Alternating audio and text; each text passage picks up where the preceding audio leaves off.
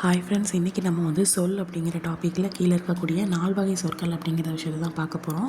So வந்து first சொல் அப்படின்னா என்னென்னா, ஒரு எழுத்து வந்து ஒரு எழுத்து இருக்கும். ஒரு எழுத்து வந்து தனித்து நின்னோ இல்லை சில எழுத்துக்களோட சேர்ந்து நின்னோ இந்த மாதிரி சேர்ந்து ஒரு பொருள் தந்துச்சு அப்படின்னா அது வந்து என்ன சொல்கிறாங்க அப்படின்னா சொல் அப்படின்னு சொல்கிறாங்க. ஓகேங்களா? நார்மலாக ஒரு வார்த்தையை சொல்கிறோம்ல, வீடு, கதவு, ஜன்னல், ஆணி, சித்திரை, இந்த மாதிரி சொல்கிறோம்ல. ஸோ இதுதான் என்ன சொல்கிறாங்க, சொல் அப்படின்னு சொல்கிறாங்க. ஓகேங்களா? ஸோ இந்த சொல் வந்து 4 டைப் இருக்குது. ஓகேங்களா? சொல் எத்தனை வகைப்படும்? 4: பெயர், வினை, இடை, உரி. பெயர்ச்சொல், வினைச்சொல், இடைச்சொல், உரிச்சொல். இதில் 1 by 1 பார்க்க போகிறோம். பெயர்ச்சொல் அப்படின்னா என்னென்னா, ஒரு ஒரு ஒரு விஷயத்தோட பெயரை குறிக்குது. அப்படி இப்போ சாக் பீஸ் இருக்குன்னா இந்த பெயரை குறிக்குது அப்படின்னா அதான் என்னதுன்னா பெயர்ச்சொல் அப்படின்னு சொல்கிறாங்க. ஓகேங்களா? ஸோ இது வந்து எப்படி பிரிக்கலாம் அப்படின்னா, உயர்திணை சொல், அஃறிணை சொல்னு சொல்லி பிரிக்கலாம்.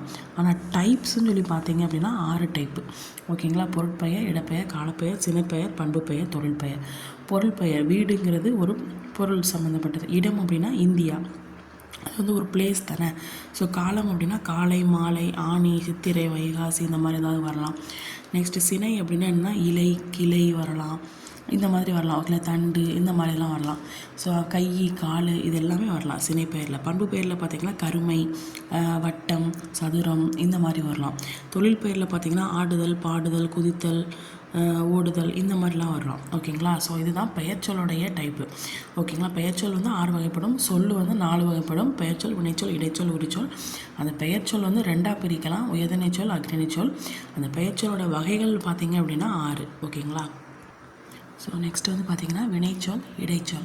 ஸோ இதில் வந்து பார்த்திங்கன்னா வினைச்சொல் அப்படின்னா என்னென்னா செயலை குறிக்குது. செயல்னால் என்னது, இயக்கம். ஓகேங்களா? அப்போது ஒரு செயலை குறிக்கக்கூடிய சொல்லு தான் என்னென்னா வினைச்சொல், அல்லது வினையை குறிக்கக்கூடிய சொல்லு தான் வினைச்சொல். ஓகேங்களா? இப்படியும் எழுதலாம், அப்படி எழுதலாம், எல்லாம் ஒன்று. செயல்னால் என்னது, வினை. வினைனா என்னது, இயக்கம். இப்போ இயக்கம்னா என்னது, இப்போ எழுது, விளையாட்டு, இந்த மாதிரி இதெல்லாம் என்னது வினைச்சொல்.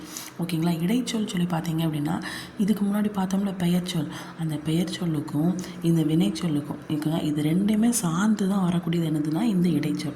ஓகேங்களா? இது வந்து என்றைக்குமே தனித்து வந்து வராது. ஓகேங்களா? இப்போ மற்று, ஐ, இது எல்லாமே உங்களுக்கு வந்து இடைச்சொல். ஓகேங்களா? இப்போ வந்து ஃபார் எக்ஸாம்பிள் தந்தையும் தாயும், மற்றொருவர், திருக்குறளை, இது எல்லாமே ஐங்கிறது தனியாக வந்தால் உங்களுக்கு மீனிங் தெரியுமா? தெரியாது. ஸோ அது மாதிரி ஓகேங்களா, தனித்து வந்து இயங்காது, பெயர்ச்சொல்லும் வினைச்சொல்லும் சேர்ந்து இயங்கும். ஓகேங்களா? அது மட்டும் இல்லாமல் எதெல்லாம் இடைச்சொல்லாக வரும் அப்படின்னா, சாரியை, இடைநிலை, வேற்றுமை உருவு. வேற்றுமை என்னது, ஐயால், கூயின், அதுகன்னு இருக்குல்ல, அது.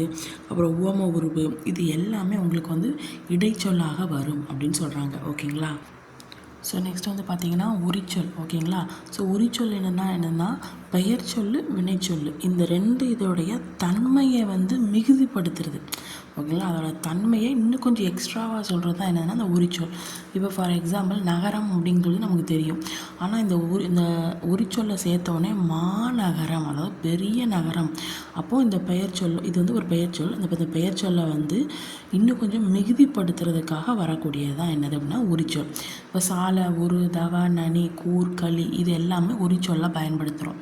ஓகேங்களா? ஃபார் எக்ஸாம்பிள் சாலை சிறந்தது, நனி கடிது, இந்த மாதிரி. ஓகேங்களா?